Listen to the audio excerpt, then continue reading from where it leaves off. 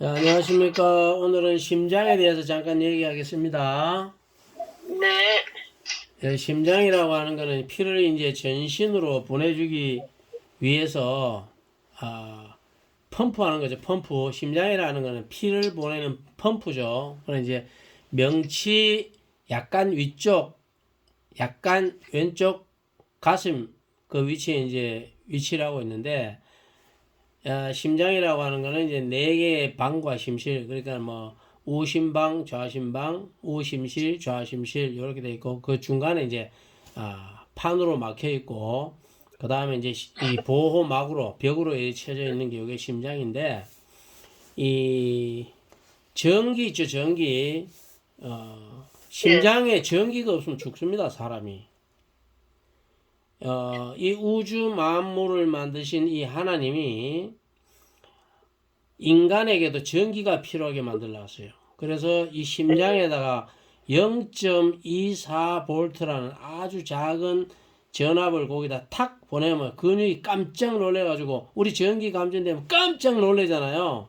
예, 그런 것처럼 이 심장에다가 아주 작은 전기 0.24볼트로 전기 탁 보내면 심장이 쫙쫙 이렇게 움직이는 거예요. 이게 놀래가지고 그 근육이. 그래서 심장이 이제 이 쪼여졌다가 느슨해졌다가 쪼여졌다 느슨해졌다 이렇게 이제 하는데 이게 보통 이제 1분에 56회에서 한 110회 정도 심장이 뛰어요. 심장이 늦게 뛰는 사람은 1분에 한 56회, 많이 뛰는 사람은 한 110회까지도 뛰어요. 이거는 왜 이런 현상이 일어나냐? 요거는 이제 체질마다 심장 뛰는 횟수가 다릅니다. 현 의학계에서는 이런 걸 모르는 거예요, 이거를. 그래서 제가 이런 모르는 거, 세상에 잘못된 거, 이런 걸 알려주려고 이 지금 유튜브 방을 만든 거거든요. 그래서 여기 네, 이 유튜브 방에서 대화하고 또 유튜브를 보면서 이 공부하시는 분들은 세상에서 잘못된 거, 모르는 거, 이런 거를 여기서 깨달아야 돼. 이 유튜브 하면서 한 번 할 때 한 가지 내지 두 가지밖에 없다 할지라도 이것이 계속 나에게 그것이 알게 되고 쌓여지고 하면 그것이 나의 능력이 되는 거예요. 그래야지 세상에 나가서 남들이 엉뚱한 소리 할 때, 잘못된 얘기를 할 때, 이게 잘못됐구나 하는 걸 알게 된다는 거죠. 그래서 심장박동은 체질마다 다르다. 이거 아셔야 돼요. 이걸 모르고 평균치를 갖다가 자꾸 얘기를 하면 안 되는 겁니다. 그 다음에 이제 전기가 공급이 돼서 심장이 뛴다. 뭐 이런 것들. 그 다음에 이제 피는 그 우리가 몸에서 쓰고 남은 이제 피, 그 피는 우심방이라고 하는 곳으로 들어와요. 들어왔다가 우심실이라는 곳으로 갔다가 그 다음에 이제 우심실에서 폐로 보내죠. 폐. 폐로 보내지면 우리가 호흡을 하게 되면은 피 속에 있던 이산화탄소나 오염된 그 공기, 오염된 이런 것들 내보내고 깨끗한 산소를 혈관 속으로 이제 집어넣어 가지고 요 피를 좌심방이라는 거 하는 곳으로 이제 보내면 요 좌심실에서 피를 꽉꽉꽉 짜가지고 전신으로 이제 보내주는 그 펌핑 작용을 하는 것이 요 심장이에요. 그래서 그러면 내 심장은 얼마나 크냐? 보통 자기 주먹 크기만 하다 이렇게 생각하면 돼요. 그래 덩치 큰 사람들은 심장도 큽니다. 그 평균을 내면은 이제 보통 한 사람 심장의 크기가 한 300g 정도 돼요.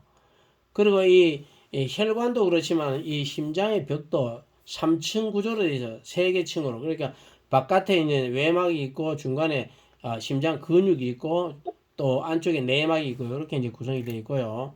요게 이제 심장의 모습, 심장은 보이죠? 거기서도. 예, 심장이 이렇게 돼 있어요. 이따 또 설명을 제가 할 거고. 그 다음에 아까 말씀드리는 것처럼 이 우심방이라고 하는 것은 온몸에 피가 돌고 들어오는 곳, 이산화탄소 이런 거 이제 더러운 피죠. 이게 들어와 가지고 우심실로 가서 피를 폐로 보내 가지고 폐에서 깨끗한 산소를 받아 가지고 좌심방으로 들어와서 좌심실로 보내서 온몸으로 보내는 요 역할을 한다. 그 다음에 이제 관상동맥 뭐 이런 얘기를 많이 하거든요. 근데 사실 이게 말 용어가 좀 어려워요. 관상동맥. 이게 뭔 얘기냐면은 여기 제가 써놨어요.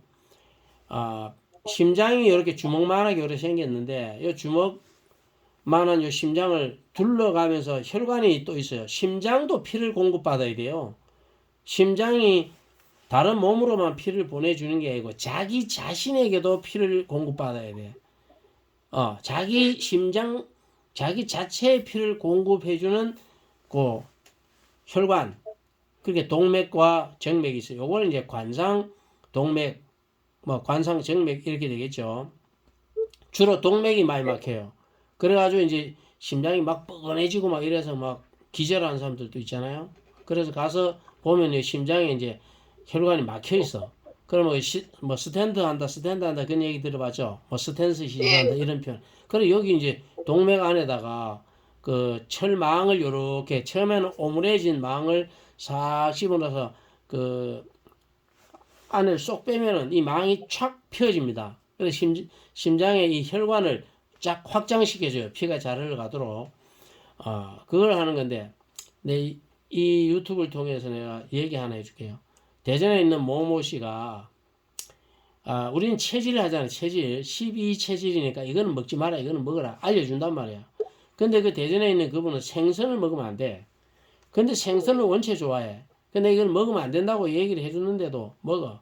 그 심장에 이제 결국은 심근경색, 이게 막힌 거잖아. 심근경색이 와서 스탠스를 했어요. 했는데도 먹지 말라는데도 그래도 못 끊어. 먹어. 그리고 나한테 스탠스를 또 2개인가 또 더했어요. 그런데도 또 먹어. 이제 어디로 갈까요? 저승사자가 이제 부르러 오는 그 날만 기다리고 있는 거죠. 뭐 스탠스 뭐 계속 한다고 그게 괜찮아질 것 같아요? 아니요. 거기만 막히는 게 아니고 다른 데도 막히기 때문에 결국은 저승사자하고 이제 나란히 가는 날이 오는 거죠. 심장에 이제 요 대표 질환이 한 5가지가 있어요. 뭐 허혈성 심장 질환, 그 다음에 부정맥, 심부전, 뭐 판막 질환 이런 거 있는데 허혈성이라는 말 그대로 피가 허하다. 왜 허하냐? 피에 영양가가 없어서 허해지는 경우도 있지만은 심장을 흘러가는 그 동맥에 이게 이제 동맥이 어떤 이유에 의해서 혈관 벽에 찌꺼기가 붙어가지고 혈관이 좁아져 있는 거야. 그러면 피가 잘 못 가지. 아니면 이제 피떡지가 많이 생겨서 찐득찐득해가지고 피가 잘 못 올라가지.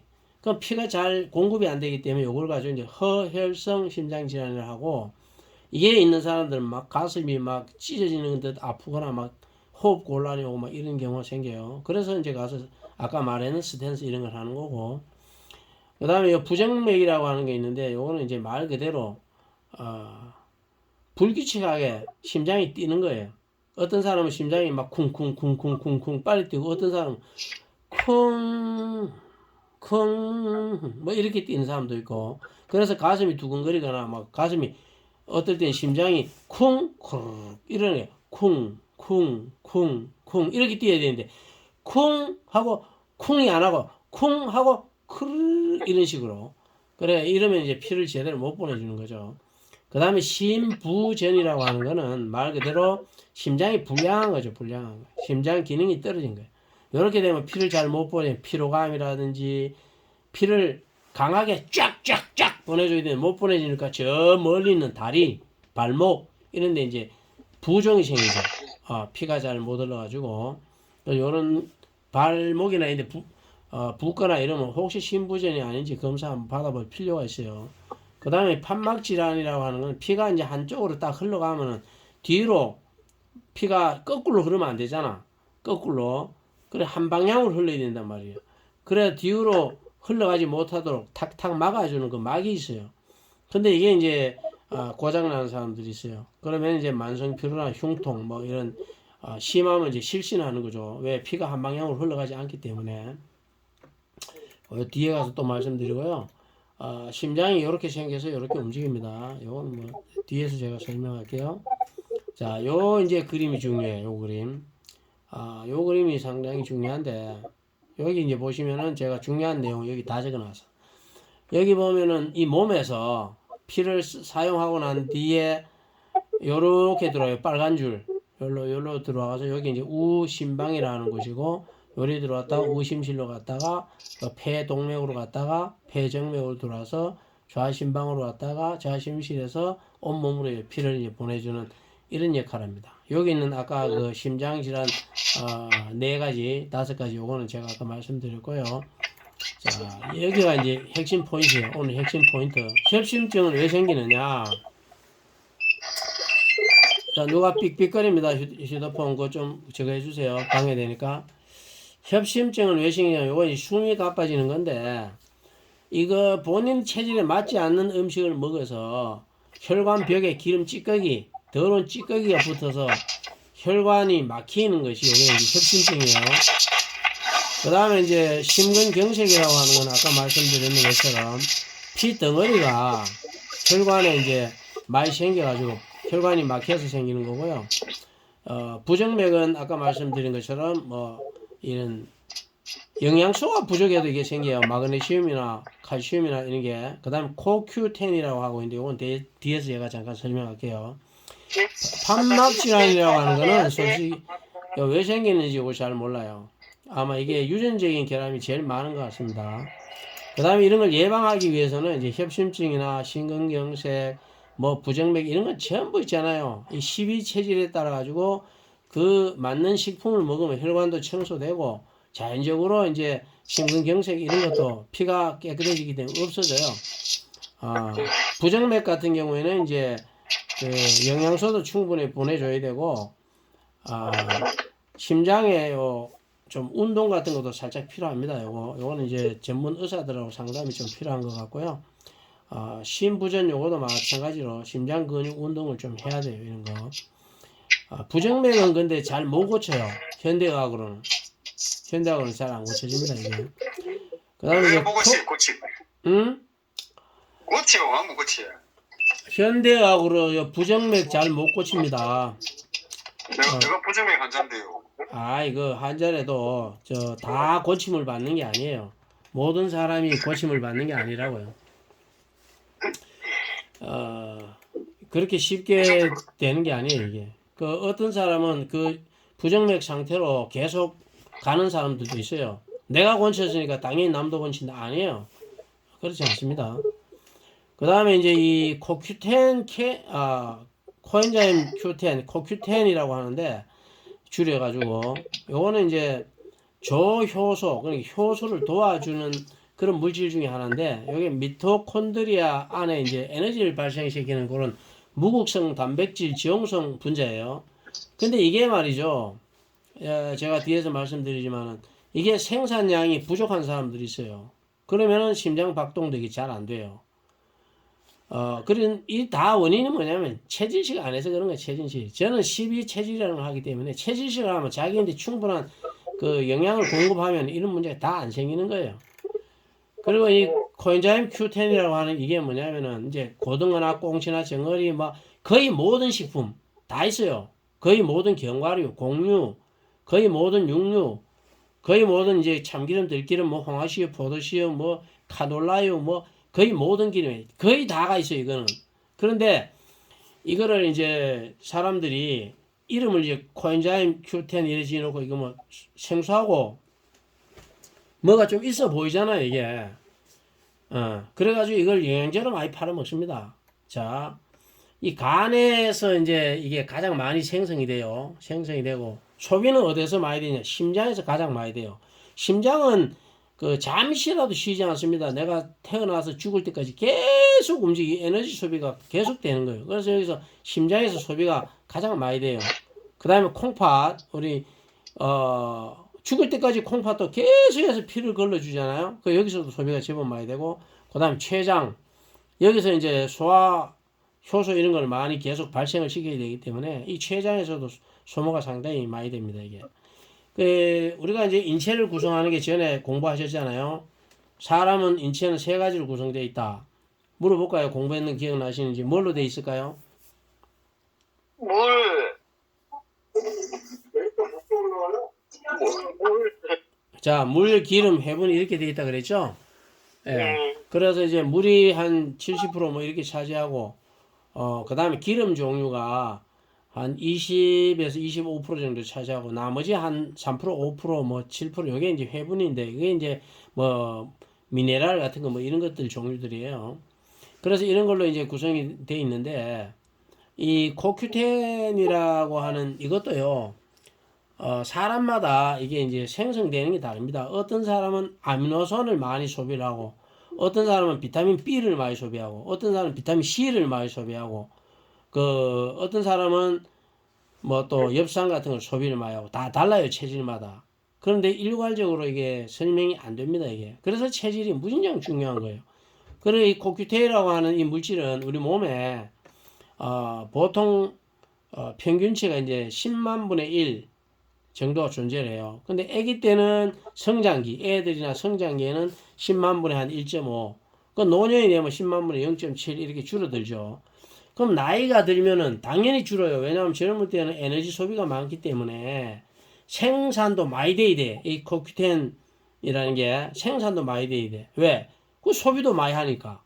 그 나이가 들면은 일 많이 안 하잖아. 몸이 놀잖아. 그리고 에너지 소비가 적잖아. 그러니까 코큐텐이 당연히 작아요. 근데 이 사기꾼들이 나이가 들면 이 코큐텐이 줄어들다는 이 이유를 핑계를 대가지고 이걸 팔아먹습니다. 영양제로. 여러분들 다 속아서 돈 쎄가 빠지게 벌어서 이런 걸 사먹는 거예요. 이 효과 없어요, 이거. 10만 원씩 먹으면 5천원치 효과도 없어. 먹을 필요가 없어. 이거 먹는 대신에 뭘 해야 돼요? 그 돈으로 가지고 좋은 반찬 사 먹고 운동하면은 다 해결되는 거예요. 예. 오늘 중요한 거 두 가지 얘기했죠. 이런 영양제 나이가 들면 당연히 줄어드는데 이게 부족한 것처럼 사람을 속여서 영양제 팔아먹는다. 그럼 영양제 사 먹는 사람 뭐요? 이 등신이지, 등신. 몰라서. 그래서 오늘 그런 거 쏙지 말라고 이런 걸 알려주는 유튜브가 저희 유튜브잖아요. 그리고 또 하나를 뭘 얘기했어요? 여러분들이 알아야 되는 거. 심장 박동수가 사람마다 다르다. 왜 다르냐? 체질이 다르기 때문에 다르다. 종자가 다르다 이 말이에요. 종자가. 그래서 당연히 다르다. 요거 오늘 두 개만 아셔도 많이 아시는 거예요.